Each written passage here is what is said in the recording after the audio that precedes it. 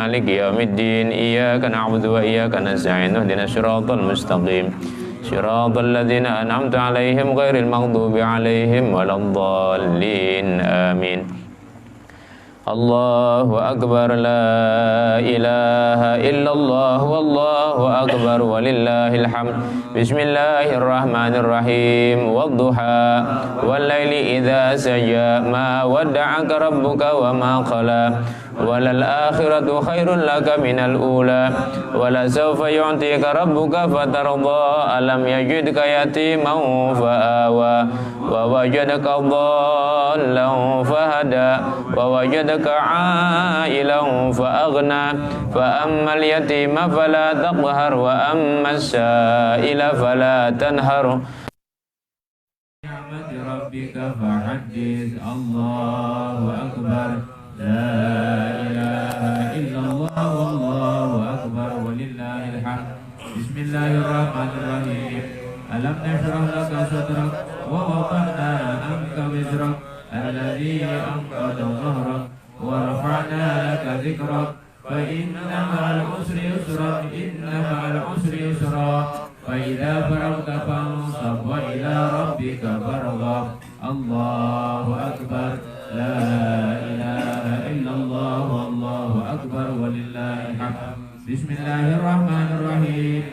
والتين والزيتون وطور سينين وهذا البلد الأمين لقد خلقنا الإنسان في أحسن تقويم ثم رددناه أسفل سافلين إلا الذين آمنوا وعملوا الصالحات فلهم أجر غير ممنون. وما يكذبك بعد بالدين أليس الله بأحكم الحاكمين بلى وأنا على ذلك من الشاهدين. الله أكبر لا إله إلا الله والله أكبر ولله الحمد. بسم الله الرحمن الرحيم. اقرأ باسم ربك الذي خلق خلق الإنسان من علق اقرأ وربك الأكرم الذي علم بالقلم علم الإنسان ما لم يعلم كلا إن الإنسان ليطغى أن رآه استغنى إن إلى ربك الرجعى أرأيت الذي ينهى أبدا إذا صلى أرأيت إن كان على الهدى أو أمر بالتقوى أرأيت إن كذب وتولى ألم يكن جهنم خيرا كلا ليخرجن من الأرض ناسيا كلا لا تطعه واسجد واقترب. سبحان الله والحمد لله ولا إله إلا الله والله أكبر. سبحان الله والحمد لله ولا إله إلا الله والله أكبر. سبحان الله والحمد لله ولا إله إلا الله والله أكبر. الله أكبر لا إله إلا الله والله أكبر ولله الحمد. بسم الله الرحمن الرحيم. إنا أنزلناه في ليلة القدر وما أدراك ما ليلة القدر ليلة القدر خير من ألف شهر تنزل الملائكة والروح فيها بإذن ربهم من كل أمر سلام هي حتى مطلع الفجر. الله أكبر لا إله إلا الله والله أكبر ولله الحمد. بسم الله الرحمن الرحيم. لم يكن الذين كفروا من أهل الكتاب والمشركين منفكين حتى تأتيهم البينة رسول من الله يتلو صحفا مطهرة فيها كتب قيمة وما تفرق الذين أوتوا الكتاب إلا من بعد ما جاءتهم البينة وما أمروا إلا ليعبدوا الله مخلصين له الدين حنفاء يقيموا الصلاة ويؤتوا الزكاة وذلك دين القيمة. إن الذين كفروا من أهل الكتاب والمشركين في نار جهنم خالدين فيها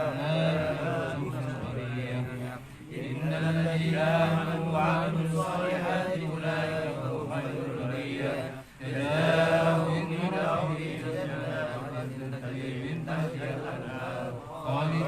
فيها أبدا رضي الله عنه ورضوا عنه ذلك لمن خشي ربه الله أكبر لا إله إلا الله والله أكبر ولله الحمد بسم الله الرحمن الرحيم إذا زلزلت الأرض زلزالها وأخرجت الأرض أثقالها وقال الإنسان ما لها يومئذ تحدث أخبارها بأن ربك أوحى لها يومئذ يصدر الناس أشتاتا ليروا أعمالهم فمن يعمل مثقال ذرة خيرا يره ومن يعمل مثقال ذرة شرا يره الله أكبر لا إله إلا الله والله أكبر ولله الحمد بسم الله الرحمن الرحيم والعاديات ضبحا فالموريات قدحا فالمغيرات سبحا فأثرن به نقعا فوسطن به جمعا إن الإنسان لربه لكنود وإنه على ذلك لشهيد وإنه لحب الخير لشديد أفلا يعلم إذا بشر ما في القبور وحصل ما في الصدور إن ربهم بهم يومئذ لخبير الله أكبر لا إله إلا الله والله أكبر ولله الحمد بسم الله الرحمن الرحيم القارعة والقارعة وما أدراك والقارعة يوم يكون الناس كالفراش المبثوث وتكون الجبال كالعهن المنفوش فأما من ثقلت موازينه فهو في عيشة راضية وأما من خفت موازينه فأمه هاوية وما أدراك ما هي نار حامية نسأل الله العفو والعافية الله أكبر لا إله إلا الله والله أكبر ولله الحمد بسم الله الرحمن الرحيم ألهاكم التكاثر حتى زرتم المقابر كلا سوف تعلمون ثم كلا سوف تعلمون كلا لو تعلمون علم اليقين لترون الجحيم ثم لترونها عين اليقين ثم لتسألن يومئذ عن النعيم الله أكبر لا إله إلا الله والله أكبر ولله الحمد بسم الله الرحمن الرحيم والعصر إن الإنسان لفي خسر إلا الذين آمنوا وعملوا الصالحات وتواصوا بالحق وتواصوا بالصبر الله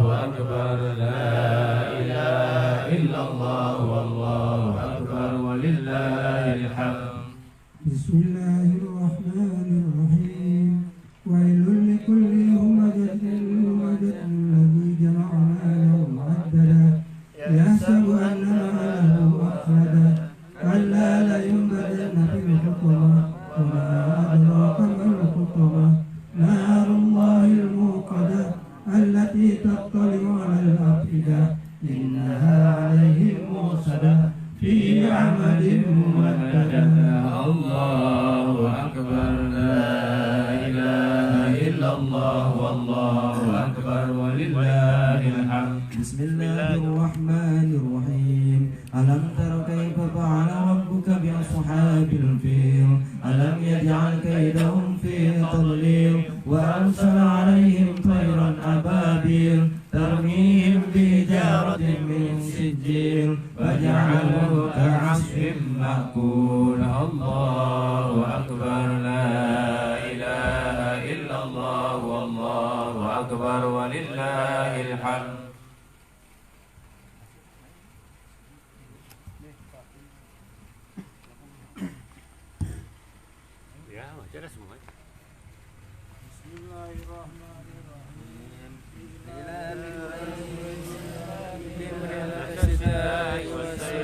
وليعبدوا رب هذا البيت وأطعمهم من جوع وآمنهم من خوف. الله أكبر. لا إله إلا الله والله أكبر ولله الحمد. بسم الله الرحمن الرحيم.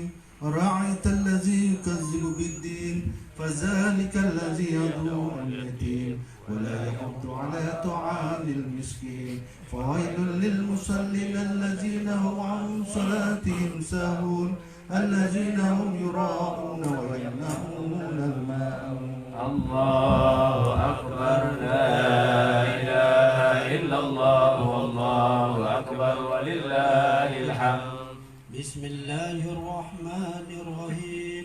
إنا أعطيناك الكوثر فصل لربك وانحر إن شانئك هو الأبتر. الله أكبر. لا إله إلا الله والله أكبر ولله الحمد. بسم الله الرحمن الرحيم. قل يا أيها الكافرون لا أعبد ما تعبدون ولا أنتم عابدون ما أعبد ولا أنا عابد ما عبدتم ولا أنتم عابدون ما أعبد لكم دينكم ولي دين. الله أكبر. لا إله إلا الله والله أكبر ولله الحمد. بسم الله الرحمن الرحيم. إذا ورأيت الناس يدخلون في دين الله أفواجا فسبح بحمد ربك واستغفر إنه كان توابا. الله أكبر.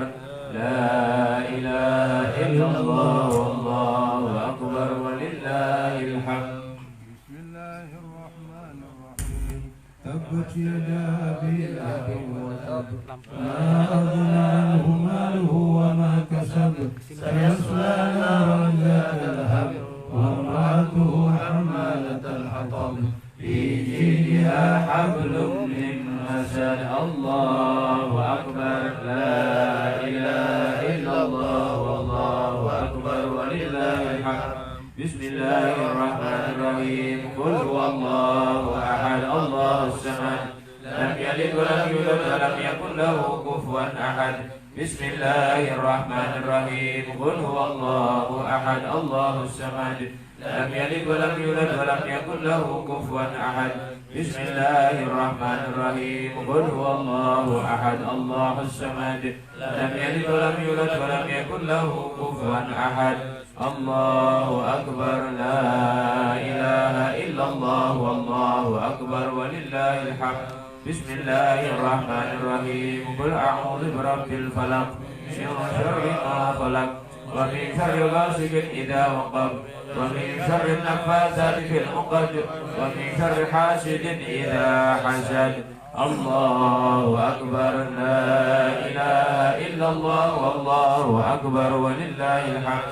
بسم الله الرحمن الرحيم. قل أعوذ برب الناس ملك الناس إله الناس من شر الوسواس الخناس الذي يوسوس في صدور الناس من الجنة والناس. الله أكبر.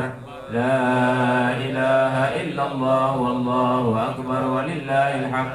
بسم الله الرحمن الرحيم. الحمد لله رب العالمين الرحمن الرحيم مالك يوم الدين إياك نعبد وإياك نستعين اهدنا الصراط المستقيم صراط الذين أنعمت عليهم غير المغضوب عليهم ولا الضالين آمين. بسم الله الرحمن الرحيم. ألف لام ميم. ذلك الكتاب لا ريب فيه هدى للمتقين الذين يؤمنون بالغيب ويقيمون الصلاة ومما رزقناهم ينفقون والذين يؤمنون بما أنزل إليك وما أنزل من قبلك وبالآخرة يوقنون أولئك على هدى من ربهم وأولئك هم المفلحون. Mari kita lanjutkan dengan doa khatmul Quran, di mana doa ini terkandung di dalamnya adalah permohonan kepada Allah Subhanahu wa taala supaya kita termasuk hamba-hamba yang diakhiri dengan husnul khatimah, diberikan akhlak sebagaimana akhlaknya Al-Quran, diberikan anugerah sebagaimana keutamaan-keutamaan di dalam Al-Quran. Mari kita dengan sungguh-sungguh, dengan serius berdoa kepada Allah Subhanahu wa taala. Mudah-mudahan doa kita pada malam hari ini diijabah oleh Allah Subhanahu wa taala.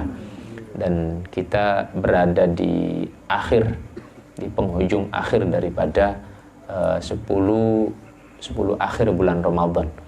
Tentu setiap orang-orang yang beriman berharap besar, mudah-mudahan ibadah puasanya, ibadah tarawihnya, dan ibadah sholatnya semua diterima oleh Allah Subhanahu wa taala, dan terutama doa-doa yang disampaikan, dihaturkan kepada Allah. Maka berharap dari sekian banyak doa-doa yang kita mohonkan, mudah-mudahan pada malam hari ini doa kita didengarkan dan sampai kepada Allah Subhanahu wa taala. Amin ya rabbal alamin. Bismillahirrahmanirrahim. Allahumma ij'alna minal muflihin. Allahumma ij'alna minal muflihin. Allahumma ij'alna minal muflihin. Al-faizin al-barin al-na'imin al-farihin al-masrurin al-mustabshirin al-mutma'innin al-aminin alladhina la khawfun alaihim wa lahum yahzanun birahmatika ya arhamar rahimin. Sadaqallahu maulana al-azim. Sadaqallahu maulana al-azim. Sadaqallahu maulana al-azim. Wa sadaqa ballagha rasulun nabiyul wafiyul karim. Wa nahnu ala ma qala sayyiduna wa khaliquna wa razikuna wa warithuna wa ba'ithuna wa nasiruna man ilaihi masiruna minasyahidin wa lahu minadh-dhakirina walhamdulillahi rabbil alamin wal aqibatu lil muttaqin wa la udwana illa 'alal zalimin wa sallallahu ala sayyidina Muhammadin khatamin nabiyyin wa ala alihi at-tayyibin wa ala ashabihi al-muntakhabin wa ala jami'il malaikati wan nabiyyin wal mursalin. Inna rabbana hamidum majid. Kalamun qadimun la yumallu sama'uhu tanazzaha an qawli wa fi'li wa niyati bihi ashtafi min kulli da'in wa nuruhu dalilun li qalbi inda jahli wa hayrati. Faya Rabbi mat'ani bisirri hurufihi wa nawwir bihi qalbi wa sam'i wa mukhlati wa habli bihi ilman wa fahman wa hikmatan wa anis bihi ya Rabbi fi qabri wahsyati wa sahil alayya hifdahu thumma darsahu bijahin nabi wal ali thumma sahabati alaihim salatullahi thumma salamuhu mataqara qari'in bihifdhin wa nadrati. Ya akrama man su'il wa awsa'a man jada bil 'ataya. Ya akrama man su'il wa awsa'a man jada bil 'ataya. Ya akrama man su'il wa awsa'a man jada bil 'ataya. Tahhirna bi kitabikal ajiz min danasil khataya wa hab lana sabral jamil 'inda hululir razaya wa amnun 'alaina bil isti'dadi 'inda hululil manaya wa 'afina min makruhi ma yaqa'u bihi mahdhurul balaya ya karim. أيدنا اللهم منك يا رب أيدنا اللهم منك يا رب أيدنا اللهم منك يا رب في هذه الساعة الشريفة المباركة المعظمة عند ختم القرآن بالعصمة والتوفيق يا كريم اللهم انفعنا بالقرآن وعمنا بالغفران ووفقنا للإحسان واجمعنا على الإيمان اللهم اجعله لنا نورا وإماما ورحمة اللهم اجعل القرآن العظيم ربيع قلوبنا وجلاء همومنا وشفاء لصدورنا وكاشف كربنا وأحزاننا وكفارة لسيئاتنا وزيادة في أعمالنا وأعمارنا وبركة في أرزاقنا وسعة في أخلاقنا ونور اللهم به بصائرنا وأبصارنا واستعملنا به سرا وعلانية يا كريم اللهم ذكرنا منه ما نسينا وفهمنا منه ما قرأنا وعلمنا منه ما جهلنا وارزقنا تلاوته آناء الليل وأطراف النهار أبدا ما أبقيتنا واستعملنا به سرا وعلانية يا كريم اللهم واشف به مرضانا وعاف به مبتلانا وارحم به موتانا وأحيانا وتمم به نعمك علينا واجعله حجة لنا لا حجة علينا وشاهدا لنا لا شاهدا علينا وانظر برحمتك إلينا واقبل لوجهك الكريم علينا يا كريم اللهم اجعلنا ممن يحل حلاله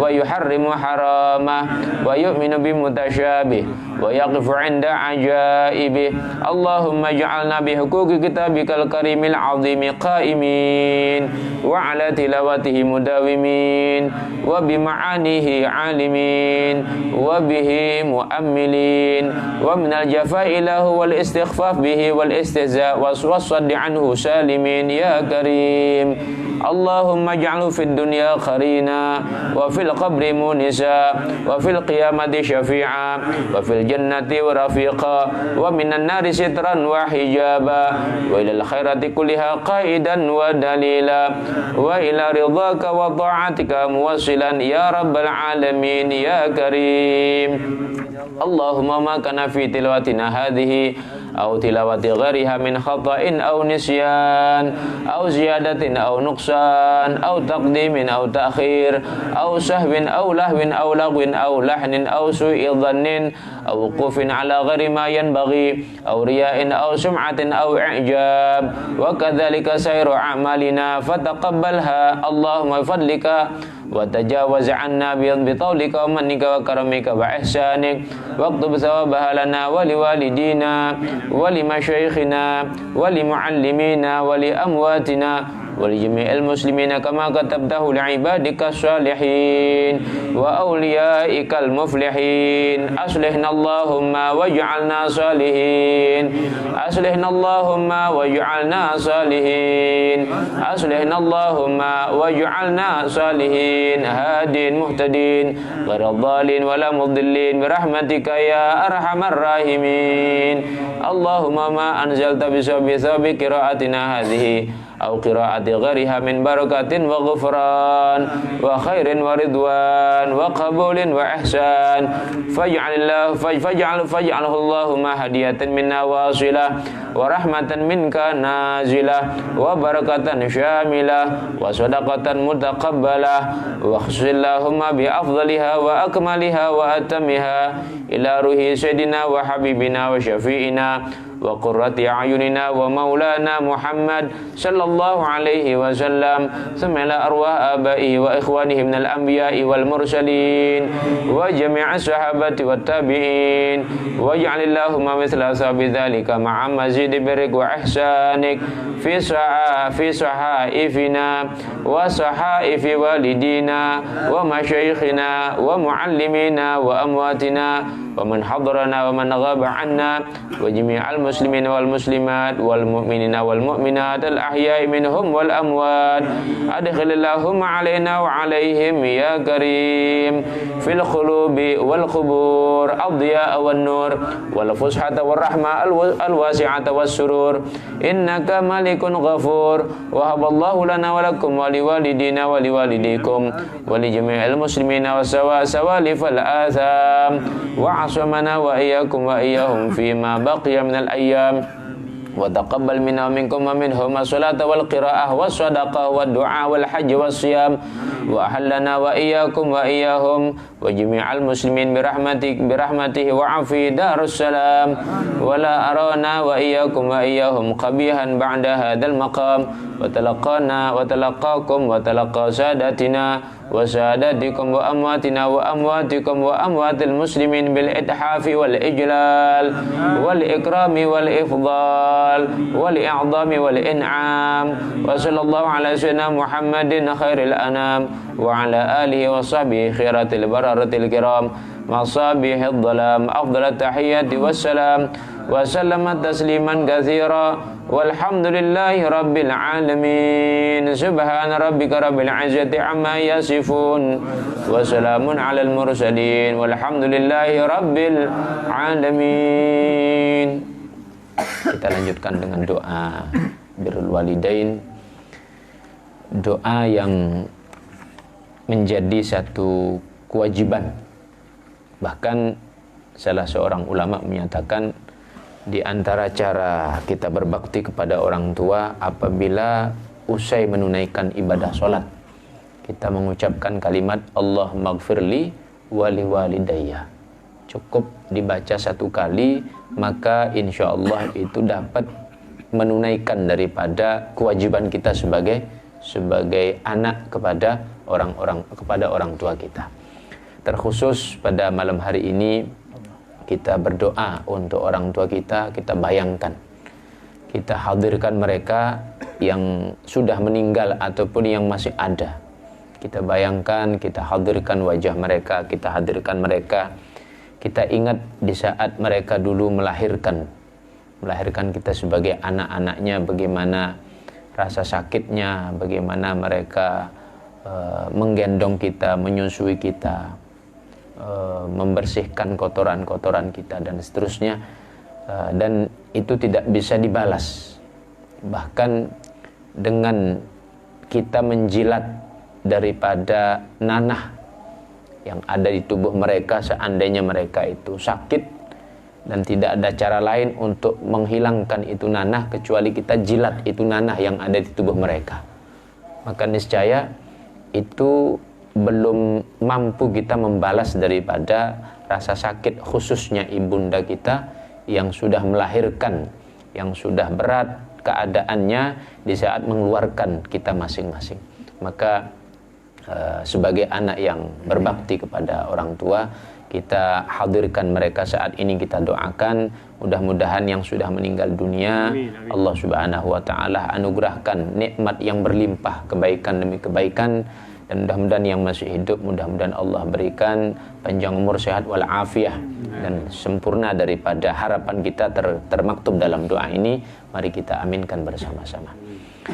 Bismillahirrahmanirrahim. Alhamdulillahilladzi amarna bi syukril walidaini wal ihsani ilaihima wa hatsana 'ala iqtinami birrihima wa sana'il ma'rufi ladaihima wa nadabana ila khafdil janahi minar rahmati lahuma i'dhaman wa ikbara wa awsana bi tarahumi 'alaihima kama rabbayana shighara.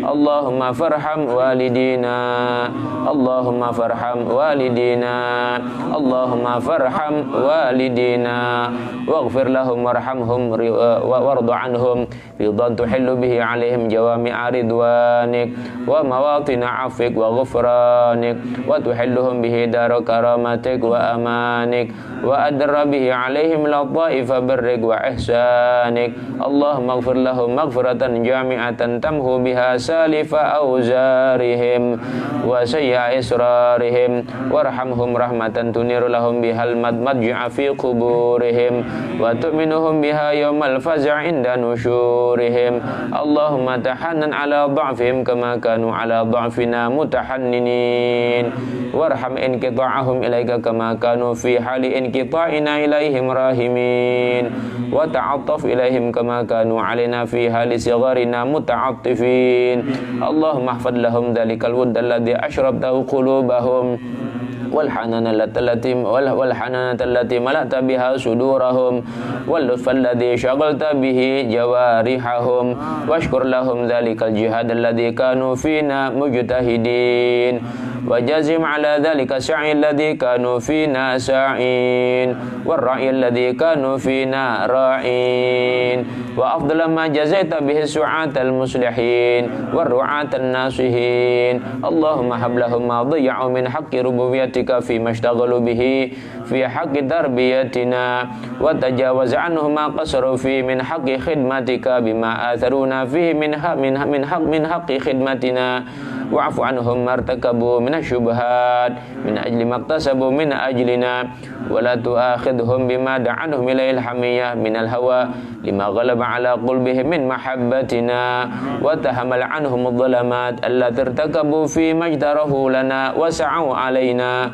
والطف بهم في مضاجع البلاء لطفا يزيد على لطفهم في أيام حياتهم بنا اللهم هديتنا له من الطاعات ويسرته لنا من الحسنات ووفقتنا له من القربات فنسألك اللهم أن تجعل لهم منها حظا ونصيبا وما اقترفناه من السيئات واكتسبناه من الخطيئات وتحملنا من التبعات فلا تلحق منها بذلك حوبا ولا تجعل عليهم من ذنوبنا ذنوبا اللهم كما سرتهم بنا في الحياة فسرهم بنا بعد الوفاة اللهم لا تبلغهم من أخبارنا ما يسوءهم ولا تحملهم من أوزارنا ما ينوءهم ولا تخزن بنا في عسكر الأموات بما نحدث من المخزيات ونأتي من المنكرات وسر أرواحهم بأعمالنا في ملتقى الأرواح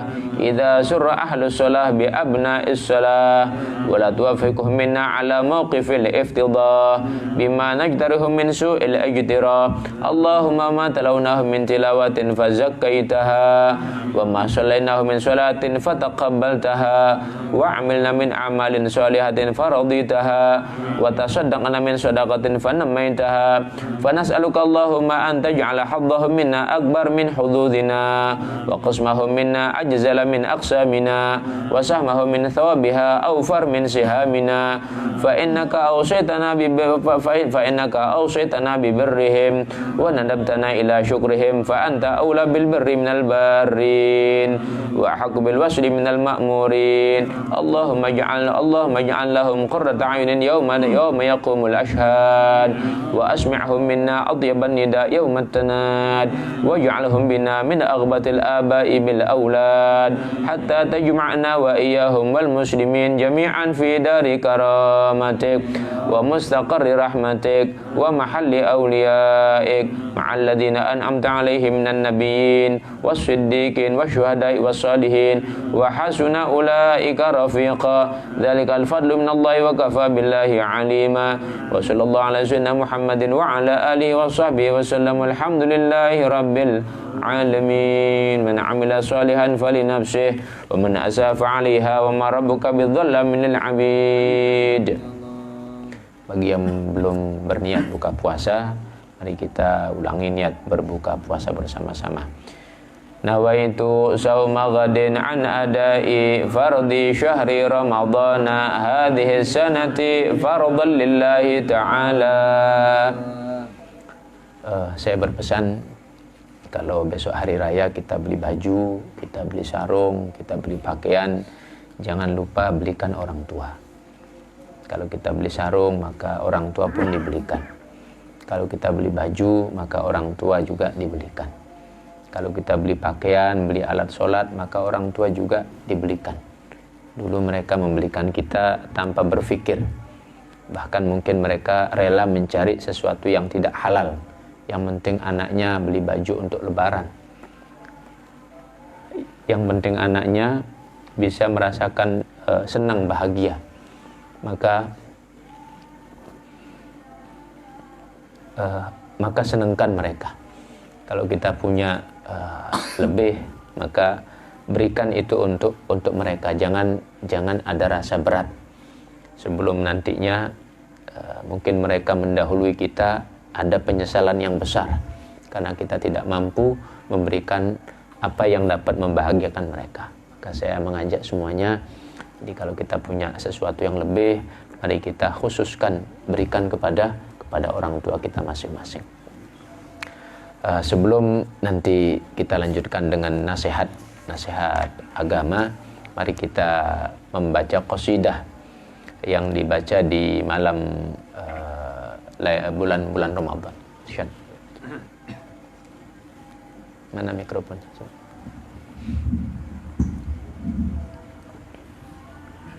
Bismillahirrahmanirrahim.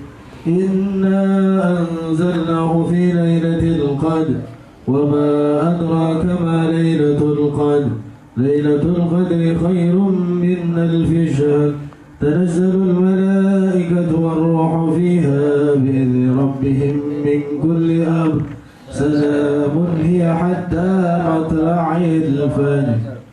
Ya Rabbana qabalna fi lailatil ghufran. Ya Rabbana qabalna fi lailatil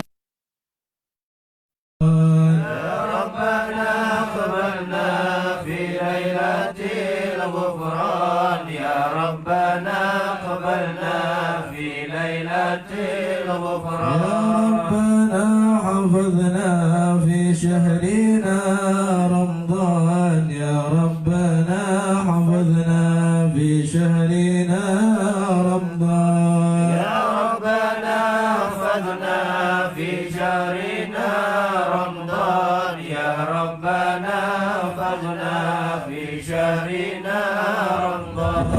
ربي سامحنا في شهرنا رمضان. يا ربي سامحنا في شهرنا رمضان. يا ربي سامحنا في شهرنا رمضان. يا ربي سامحنا في شهرنا رمضان. اغفر لنا في شهرنا رمضان. يا ربي اغفر لنا في شهرنا رمضان. يا رب اغفر لنا في شهرنا رمضان. يا رب اغفر لنا في شهرنا رمضان. ربنا ارحمنا في شهرنا رمضان. يا ربنا ارحمنا في شهرنا رمضان. يا ربنا ارحمنا في شهرنا رمضان. يا ربنا ارحمنا في شهرنا رمضان. رب عاملنا باللطف والإحسان. يا رب عاملنا باللطف والإحسان. يا رب عاملنا باللطف والإحسان. يا رب عاملنا باللطف والإحسان. ربنا ادخلنا في جنة الرضوان. يا ربنا ادخلنا في جنة الرضوان. يا ربنا ادخلنا في جنة الرضوان. يا ربنا ادخلنا في جنة الرضوان. رب سلمنا من لهبة النيران. يا رب سلمنا من لهبة النيران. يا رب سلمنا من لهبة النيران. يا رب سلمنا من لهبة النيران. ربنا انفعنا ببركة القرآن. يا ربنا انفعنا ببركة القرآن. يا ربنا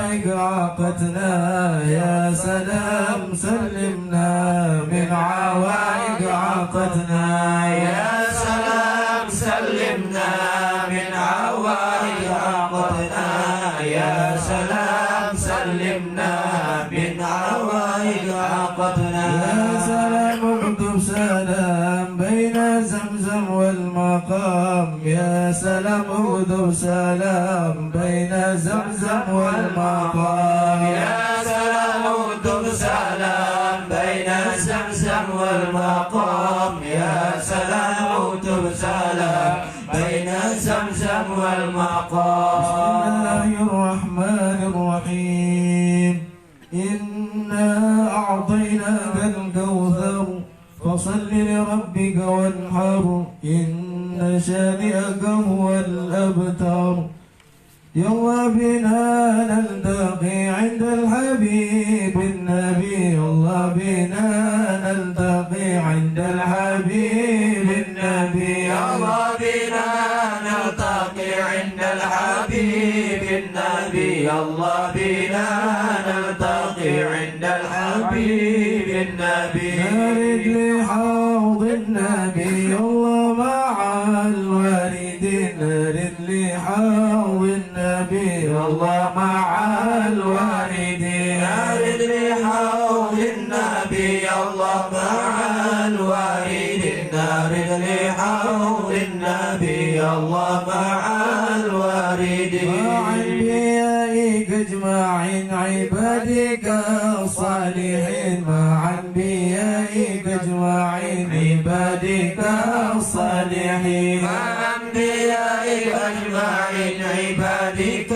الصالحين مع أنبيائك أجمعين عبادك الصالحين في زمرة أحمد محمد سيد المرسلين في زمرة أحمد محمد سيد المرسلين في زمرة أحمد محمد سيد المرسلين في زمرة أحمد محمد سيد المرسلين يا ربنا ارحمنا ولا تعذبنا يا ربنا ارحمنا ولا تعذبنا يا ربنا ارحمنا ولا تعذبنا يا ربنا ارحمنا ولا تعذبنا ربنا ارحمنا ولا لنا غيرك يا ربنا ارحمنا ولا لنا غيرك يا ربنا ارحمنا ولا لنا غيرك يا ربنا ارحمنا ولا لنا غيرك ومنك قربنا ولا تباعدنا ومنك قربنا ولا تباعدنا ومنك قربنا ولا تباعدنا ومنك قربنا ولا تباعدنا توسلنا بجاه سيدنا إنا توسلنا بجاه سيدنا إنا توسلنا بجاه سيدنا إنا توسلنا بجاه سيدنا محمد الهادي عليه صلينا محمد الهادي عليه صلينا محمد الهادي عليه صلينا محمد الهادي عليه صلينا. Alhamdulillah, sebelum kita lanjutkan dengan permohonan pandangan Allah Subhanahu wa taala pada kita semuanya, sedikit saya menyampaikan pesan atau nasihat di dalam keutamaan kita membaca Al-Quran. Syekh Ibrahim Al-Khawwas rahimahullah, beliau menyatakan bahwa dawaul qulub khamsatu asya.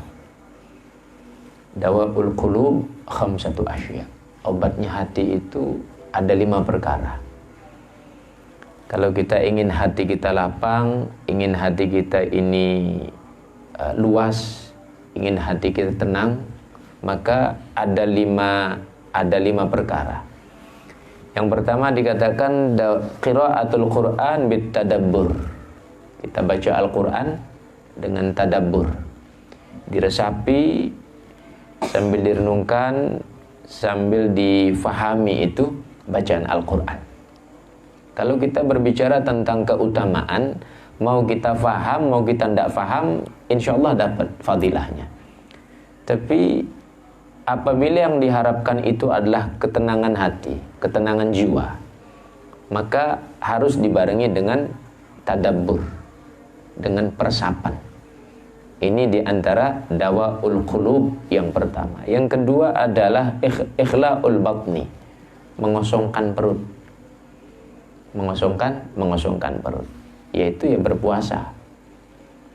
Kalau orang terlalu banyak kenyang, maka bawaannya ngantuk. Kalau sudah bawaannya ngantuk, susah ibadah.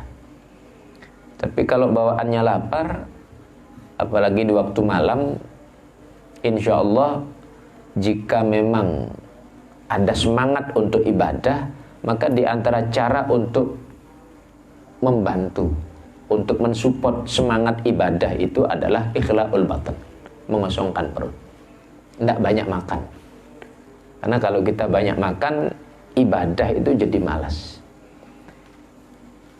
Di antara yang dapat mengobati hati kita. Yang ketiga adalah qiyamul lail, sholat malam. Lebih-lebih kita berada di bulan Ramadan ini. Maka selain kita sholat taraweh, ya luangkan waktu juga. Barangkali malam tambah sholat hajatnya, menjelang subuh tambah daripada sholat tahajudnya, tambah daripada sholat istikharahnya. Atau kalau sudah kehabisan sholat, ya sholat mutlak kita kerjakan. Berikutnya tadarru' 'inda sahar. Kita bermunajah kepada Allah di waktu menjelang sahur. Di sana salah satu tempat mustajabah doa. Lebih-lebih kita berada di bulan Ramadan ini. Lebih-lebih berada di bulan Ramadan dan di malam Lailatul Qadar. Kita berharap memang itu rahasia. Namun dari rahasia yang Allah sembunyikan, Allah buka ruang itu. Dan insya Allah kalau kita berprasangka baik, jika memang malam hari ini, ya berarti kita termasuk yang mendapatkan insya Allah. Tapi jika mengikuti daripada kaidah yang dituangkan di dalam kitab Al-Imam Abu Hamid Al-Ghazali, insya Allah pada tanggal malam 27 insya Allah. Nah, sehingga saya berniat kita akan istiqomah menjalankan amalan ini dengan satu harapan, mudah-mudahan Allah perkenankan kita mendapatkan malam Lailatul Qadar.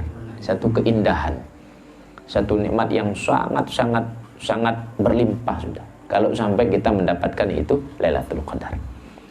Wa mujalasatus shalihin, dan duduk bersama orang-orang soleh, duduk bersama orang-orang baik. Ini termasuk menyejukkan hati. Kalau kita duduk bersama mereka, maka serasa beban-beban itu hilang. Serasa apa yang menjadi beban pikiran itu hilang. Tenang bawaannya, sejuk rasanya. Ini diantara fadilah duduk bersama orang-orang soleh. Nah, berbicara tentang keutamaan Al-Quran, di sini akan saya ceritakan sedikit tentang kisah kaitan dengan keutamaan membaca Al-Quran. Al-Quran ini terdiri daripada huruf, kemudian kalimat, dan lebih besar lagi surah. Nah, kemudian juz per juz. Setiap itu punya keutamaan, bahkan satu huruf saja itu punya keutamaan sangat agung. Dalam kitab Ihya itu diceritakan satu riwayat, seandainya satu huruf daripada Al-Quran itu ditaruh di atas gunung, maka gunung itu tidak akan mampu mengemban itu satu huruf Al-Quran seandainya tidak disaring melalui Rasulullah SAW dari dahsyatnya itu Al-Quran. Maka dikatakan lau anzalna hadzal qur'ana ala jabalin la ra'aitahu khashi'an mutasaddian min khasyatillah. Itu gunung tidak mampu. Kenapa? Karena takut kepada Allah Subhanahu wa taala. Dahsyat itu kalam Allah itu.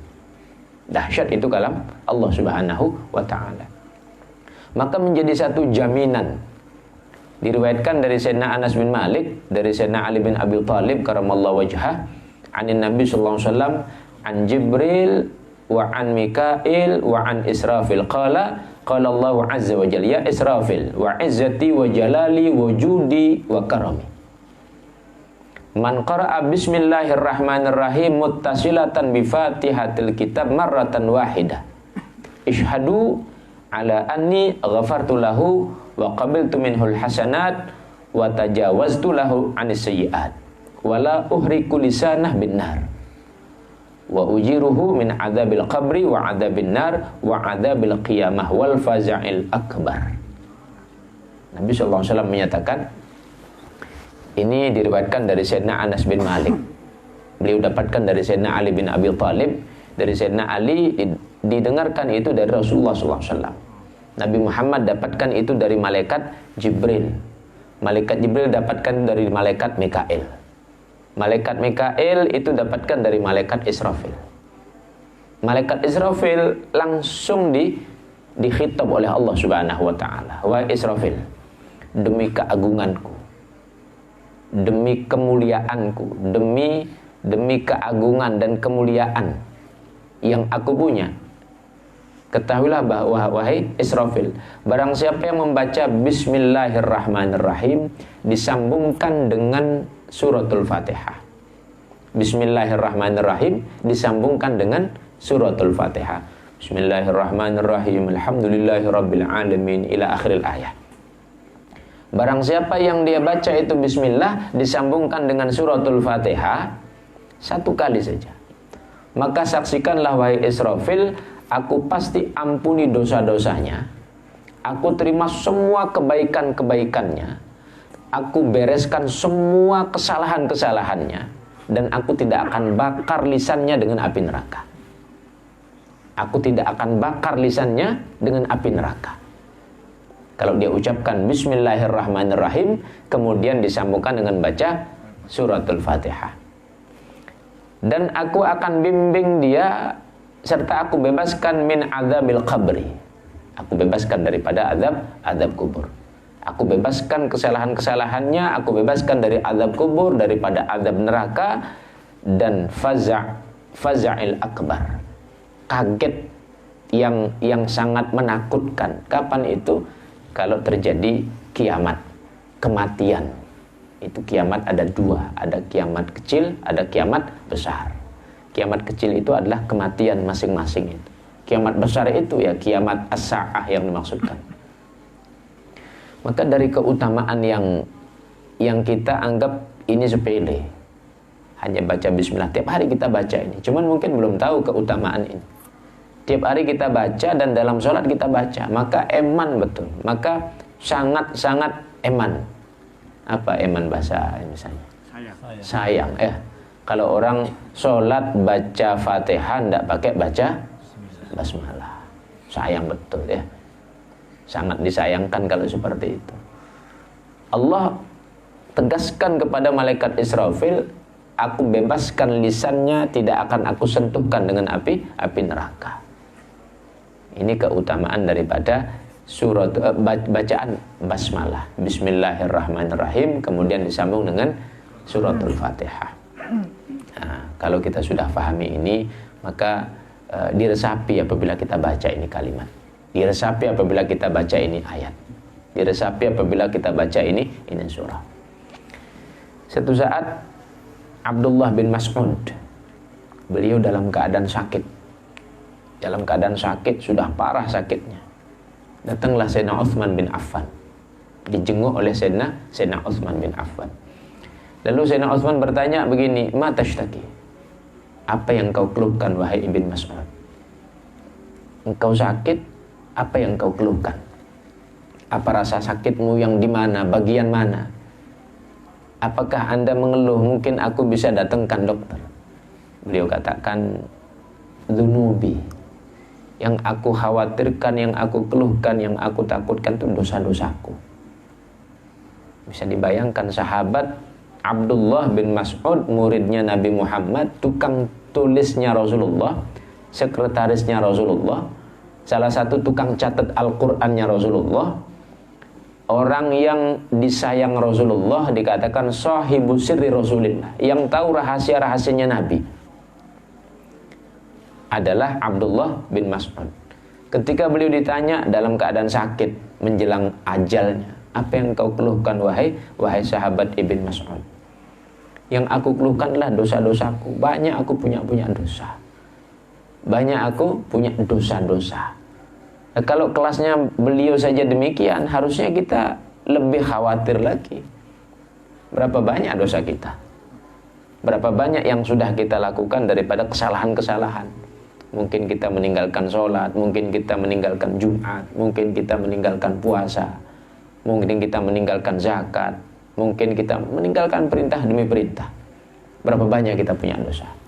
Maka di saat sakit, sahabat Abdullah bin Mas'ud, beliau ditanya, apa yang kau rasakan sakit daripada sakitmu ini? Aku tidak merasakan yang lain, dosa-dosaku. Aku takut dengan dosa-dosaku. Ini yang aku takutkan. Qala fama tashtahi. Kalau begitu, apa yang kau inginkan?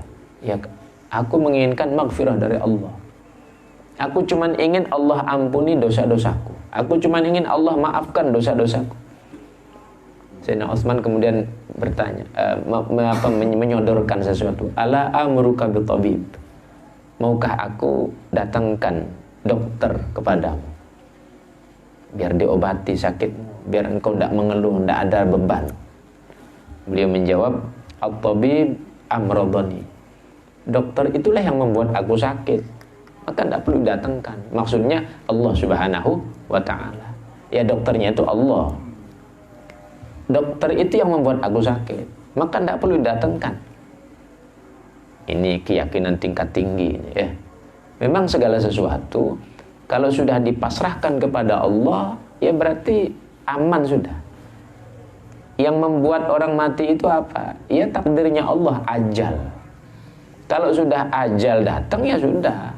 Bukan virus corona, bukan demam berdarah, bukan sakit perut, bukan apa-apa, bukan. Tapi yang menjadikan orang meninggal itu sebabnya adalah memang ajalnya itu sudah datang. Kalau ajalnya sudah datang, bisa jadi pas lagi khataman Quran begini meninggal dunia. Kan bagus ya. Kalau pas begini meninggal dunia bagus. Dalam keadaan berbuat baik kita meninggal dunia. Nah. Kemudian ala amru laka bi'ata. Kalau begitu engkau tidak butuh dokter, engkau tidak butuh apa-apa. Maukah aku kasih sesuatu? Aku kasih sesuatu kepadamu. Kemudian beliau menjawab, la hajata li bih. Aku tidak butuh apa-apa sudah.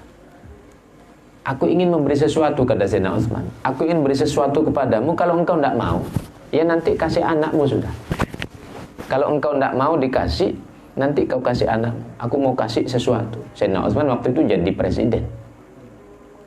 Lalu kemudian beliau mengatakan, inilah akhsha alaihimul faqr ba'da an 'allamtum surat al-waqi'ah yaqra'unaha kulla lailah. Aku sama sekali tidak khawatir terhadap kefakiran, kemiskinan, kesusahan semenjak Nabi mengajarkan kepadaku surah al-waqi'ah. Itu dibaca di waktu malam, setiap malam dibaca. Semenjak Nabi ijazahkan kepadaku surah al-waqi'ah, itu dibaca di waktu malam, aku tidak pernah khawatir anakku, cucuku, keturunanku nanti jadi miskin. Itulah yang aku ijazahkan kepada mereka. Terima kasih engkau sudah mau berbuat baik kepadaku, kata Sayyidina Abdullah bin Mas'ud kepada Sayyidina Utsman. Tidak perlu engkau kasih macam-macam hadiah. Sudah aku punya ini amalan, Nabi langsung kasih ijazah kepadaku. Surah Al-Waqi'ah dibaca di waktu di waktu malam. Ini di antara keutamaannya. Nabi menyatakan bahwa man qara'a suratal waqi'ah kullalatin lam tusibhu faqah. Barang siapa yang baca surah Al-Waqi'ah setiap malam, maka tidak akan tertimpa kefakiran, tidak akan tertimpa kesusahan, tidak akan tertimpa daripada kemiskinan. Ini resep berarti ya. Ini resep dari Rasulullah. Maka kalau demikian, khususnya yang hadir ini, kita sudah tahu ini amalan. Setelah kita mendengarkan ini keutamaan-keutamaan, mari kita amalkan. Kalaupun kita berniat ya baca Al-Waqi'ah bukan tujuannya untuk mendapatkan hal tersebut, insya Allah pahalanya dapat ya. Tapi kalau emang kita berniat untuk mendapatkan hal tersebut, memang begitu Nabi menjanjikan. Begitu Nabi menjanjikan. Ya dua-duanya benar, tidak ada yang salah ya. Mudah-mudahan Allah Subhanahu wa taala berikan keistiqomahan pada kita dalam keimanan, dalam keislaman kita ini, di dalam ibadah yang kita tunaikan, baik itu sholatnya, puasanya, baca Al-Qur'annya, semua yang terkait dengan kebaikan-kebaikan. Dan mudah-mudahan Allah akhiri kita dengan husnul khatimah, amin ya rabbal alamin. Mari kita laksanakan dengan berdiri, semuanya berdiri untuk lebih maksimalnya ya.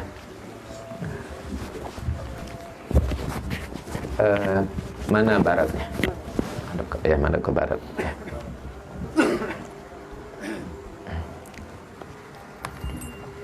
Ya, semuanya Fadil Habib. Ini.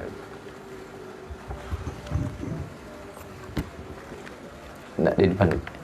Habib, antum sini. Ya. Ayo, sini.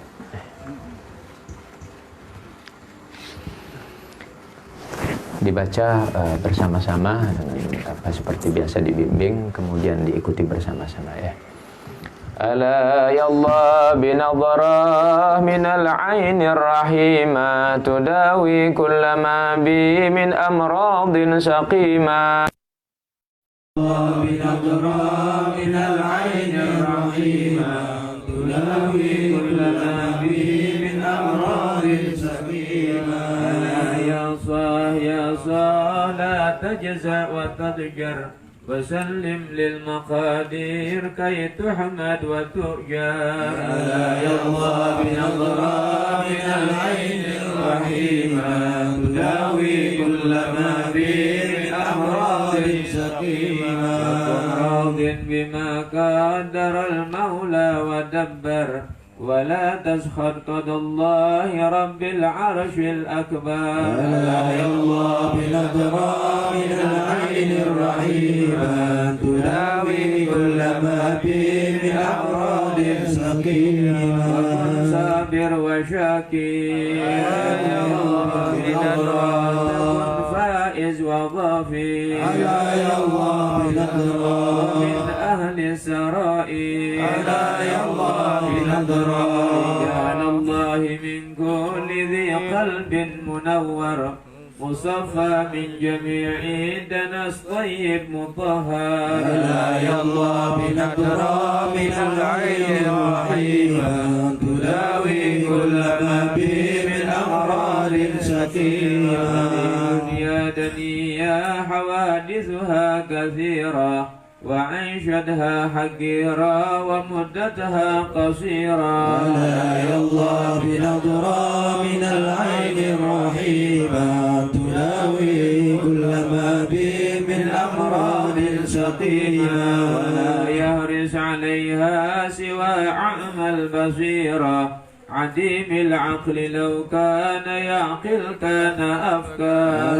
يا الله بنظرة من العين الرحيمة تداوي كل ما به من أمراض سقيمة. تفكر في فناها. يا الله بنظرة في كثرة عناها. يا الله بنظرة وفي قلة غناها. يا الله بنظرة ثم طوبى لمن منها تحذر وطلقها وفي طاعة الرحمن شما. يا الله بنظرة من العين الرحيمة تداوي كل ما به من أمراض سقيمة. يا الشمع منك سائل على ذاك الحبيب الذي قد كان نازلا. يا الله بنظرة من العين المحيبة تداوي كل ما بي من أمراض سقيمة. معنا في المرابي وأصبح سفر راهل وأمسى القلب والبال من بعده مكدر. ألا يا الله بنظرة من العين الرحيبة تداوي كل ما بي من أمراض سقيمة. ولكن حسبي الله ألا يا الله بنظرة الأمر لله. ألا يا الله بنظرة ولا يبخى سوى الله. ألا يا الله بنظرة جادت سهائب رحمة البر وحياهم بروح الرضا ربي وبشر. ألا يا الله بنظرة من العين الرحيمة تداوي كل ما بي من أمراض سقيمة. ساداتنا وشيوخ العارفون وأهلنا وأحبابهم بقلبي نازلون. ألا يا الله بنظرة من العين الرحيمة تداوي كل ما بي من أمراض سقيمة. ومنهم في سرائر فؤادي خاطنون بساها تربها من زكي المسك أعطى. ألا يا الله بنظرة من العين الرحيمة تداوي كل ما بي من أمراض سقيمة. منازل خير سادا. ألا يا الله بنظرة لكل الناس قادا. ألا يا الله بنظرة محبتهم سعادا. ألا يا الله بنظرة يا بخت من زارهم بالصدق واندر إليهم معتني كل مطلوب تيسر. ألا يا الله بنظرة من العين الرحيمة تداوي كل ما بي من أمراض سقيمة. Kita lanjutkan dengan kalimat perpisahan.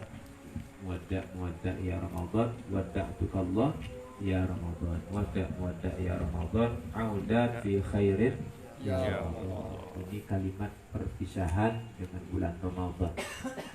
Kurang lebih seminggu lagi mungkin Ramadan akan pergi, dan kita tentunya sangat merugi karena keutamaan yang begitu melimpah Allah berkenankan pada tahun ini kita berjumpa dengan bulan Ramadan.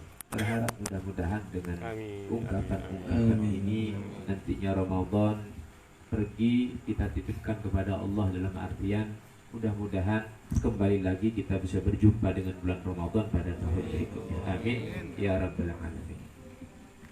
Muwadda' ya Ramadan, wadda'tukallah ya Ramadan, muwadda' ya Ramadan, auda fi khair ya Ramadan, muwadda' ya Ramadan, wadda'tukallah ya Ramadan, muwadda' ya Ramadan, auda fi khair ya Ramadan. Bi asma'ikallah ya Khaliqi وبالسوف بعد الكتاب المبين بأبلاغك الله يا رازقي توسلت يا بغية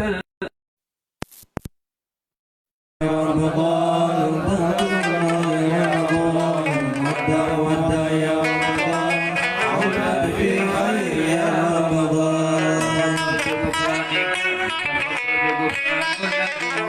نكن جميعا من الفائزين.